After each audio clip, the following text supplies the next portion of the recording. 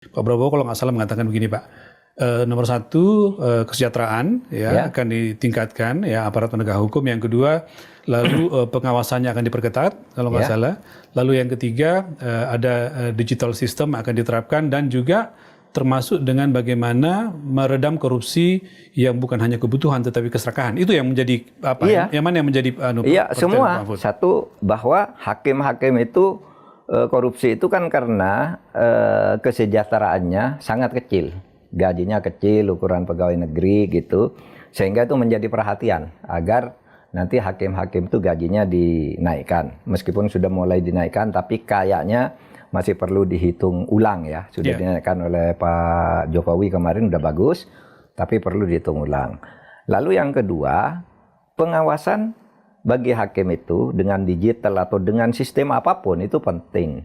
Karena sebenarnya hakim-hakim yang korupsi itu, yang ketangkap, yang menghebohkan itu bukan hakim-hakim yang gajinya kecil. Justru yang sudah gede. Kayak kasus yang kemarin yang Surabaya itu sampai ketangkap uang triliunan. Kan orang sudah kaya-kaya tuh.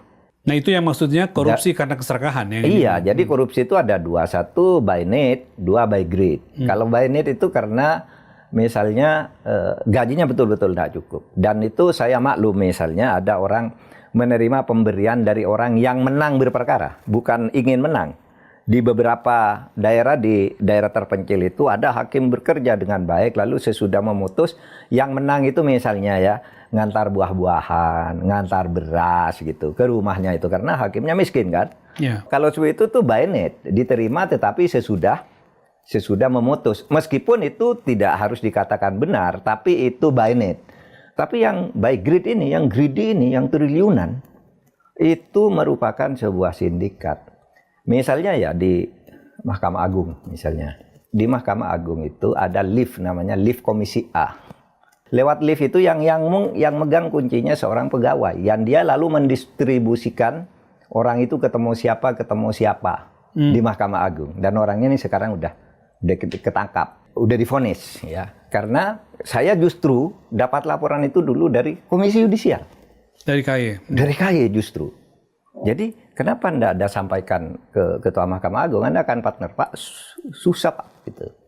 Tapi ada di situ, komisioner maksud saya. Nah itu yang kemudian saya bisikkan ke KPK, itu ada lift Komisi A di situ. Lift khusus maksudnya ya? Lift khusus yang kuncinya pegang, orang lain tidak boleh lewat situ. Kecuali orang yang punya urusan perkara dengan si A yang sekarang urusan kasus urusan perkara ya, khusus mereka-mereka yang bisa mengikuti itu. Iya. Nah dan itu artinya apa? Sindikatnya luar biasa di Mahkamah Agung itu. Nah yang terakhir itu, yang kasus Tanur itu. Kan gila juga ya si... siapa? Ricard itu siapa namanya? Zarof Richard, Pak. Ya, mantan kepala Badan Litbang dan Diklat Mahkamah Agung. Itu bayangkan. Jadi korupsi hakim itu kalau sudah sindikat, itu uangnya ada yang nyimpankan di luar hakim. Nanti diambil sesudah pensiun atau sesudah pindah atau sesudah merasa aman baru dicuci. Itu opsi lain Pak. Karena kan kalau Zarof ini kita lihat justru dia menyimpan di rumahnya Pak selama kurang lebih 10 tahun dari 2012 sampai 2022 ya Pak ya. Iya di situ tuh kan menyimpankan punya orang. Bukan punya dia sendiri. Oh, oke. Iya dia ngurus perkaranya si A, hakimnya ini uangnya di-store ke dia. Oh begitu. Jadi polanya, ini gila ini polanya. Saya sudah sering ceramah loh, pola-pola di mana hakim itu korupsi, lalu uangnya dititipkan ke orang lain, ke temannya, ke sopirnya, gitu. Di atas namakan orang lain dulu.